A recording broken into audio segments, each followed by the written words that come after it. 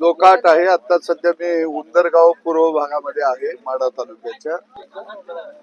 शिना नदीच्या काठाला दोन्ही बाजूला मोठ्या प्रमाणामध्ये ऊस शेती असेल, फळबागा शेती असेल, भाजीपाला असेल, याचं 100% नुकसान झालेलं आहे.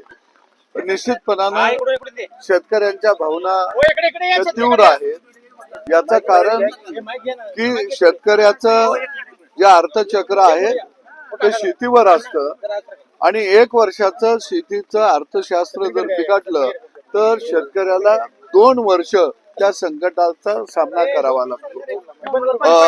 मोठ्या प्रमाणामध्ये माती सुद्धा वाहून गेलेली आहेत, जमिनी खचलेल्या आहेत, उभी पिकं हे जमीनदोस्त झालेले आहेत. अशी भयानक परिस्थिती या महापुरानं या विभागातल्या सगळ्या शेतकऱ्याची झालेली आहे. निश्चित सरकारकडं आम्ही चांगल्या पद्धतीनं मदत मिळाली पाहिजे. जी मदत सांगली कोल्हापूरच्या महापुरामध्ये दिली गेली त्याच धर्तीवरती मदत या विभागातल्या सुद्धा शेतकऱ्याला देणं अत्यंत गरजेचं आहे. शेतकऱ्याला उभा केला पाहिजे.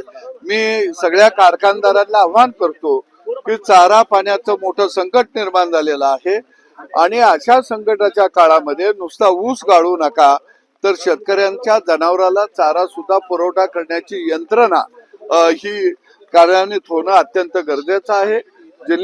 जिल्हाधिकाऱ्यांना मी प्रवासामध्ये त्यांच्याशी बोलणार आहे की चाऱ्याची व्यवस्था आणि पशु खात्याची व्यवस्था आपल्याला मोठ्या प्रमाणामध्ये तातडीनं करावी लागेल. त्या संदर्भामध्ये प्रशासनाशी निश्चितपणानं बोललं जाईल. सत्ताधारी आमदार आहात, त्यामुळे लोकांच्या अपेक्षा आहेत, तुम्हाला या लोकांनी मदत केलेली आहे सगळ्या पद्धतीनं. आज त्यांच्यावर वेळ आलेली आहे, तुम्ही काय ठोस भूमिका त्यांना करत येणार? मला आपल्या माध्यमातून सगळ्या अतिवृष्टी मध्ये सापडलेल्या, संकटात सापडलेल्या सगळ्या शेतकऱ्यांना आवाहन करायचं आहे की निश्चितपणानं सरकार आपल्या बरोबर आहे.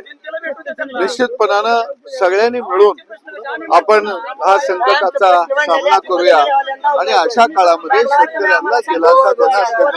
धन्यवाद. आता isakal.com आहे देशातील नंबर 1 ची मराठी न्यूज वेबसाईट. प्रत्येक अपडेटसाठी isakal.com ला नक्की भेट द्या.